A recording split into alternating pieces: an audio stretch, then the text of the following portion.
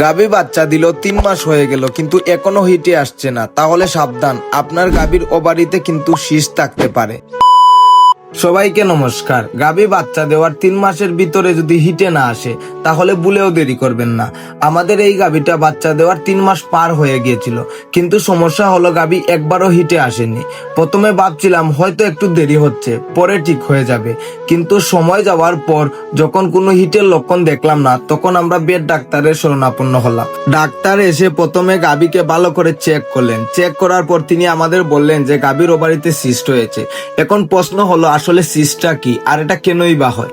যদি সহজভাবে বলি, গাভীর ডিম্বাশয় যেটাকে ওভারি বলি, এটাতে একটি ডিম বড় হতে থাকে, কিন্তু সময় মতো সেটা ফেটে ডিম বের না হলে এই ডিমটাই ফুলে থেকে যায়, আর এই ফুলে থাকা তলিটাকেই বলা হয় সিস্ট। কিন্তু কোনো কারণে শরীরে হরমোন যদি ঠিকমতো কাজ না করে সেই ডিমটা আর ফাটতে পারে না, আর ভিতরে ফুলে থেকে যায়, আর এই ফুলে থাকা ডিমটাই পরে সিস্ট হয়ে যায়।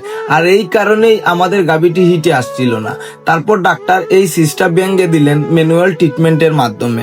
এরপর কিছু প্রয়োজনীয় ওষুধ লিখে দিলেন, সেগুলো আমরা নিয়ম অনুযায়ী ব্যবহার করেছি। ঈশ্বরের অশেষ কৃপায় আজ 4 দিন হলো, আর আজকেই আমি এই ভিডিওটি বানাচ্ছি। আজ আমাদের গাভীটি হিটে এসেছে। কাল আমি আপনাদের দেখাবো আমরা এই গাভীকে কি বীজ দিয়েছি। যাই হোক, যারা কামার করেন তারা একটা জিনিস মাথায় রাখবেন, বাচ্চা দেওয়ার 3 মাস পরে যদি গাভী হিটে না আসে তাহলে অবহেলা করবেন না। দেরি না করে অবশ্যই বেড ডাক্তারের মাধ্যমে চেক করাবেন, কারণ সিস্ট হলে যত দ্রুত চিকিৎসা করাবেন তত দ্রুত গাভী আবার স্বাভাবিক হবে। আমরা যে ওষুধগুলো ব্যবহার করেছি তার প্রেসক্রিপশনটা ভিডিওর শেষে দিয়ে দিব, আপনারা চাইলে দেখে নিতে পারেন।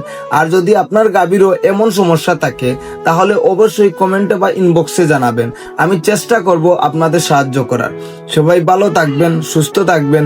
দেখা হবে পরের কোনো একটি নতুন ভিডিওতে। হর হর মহাদেব।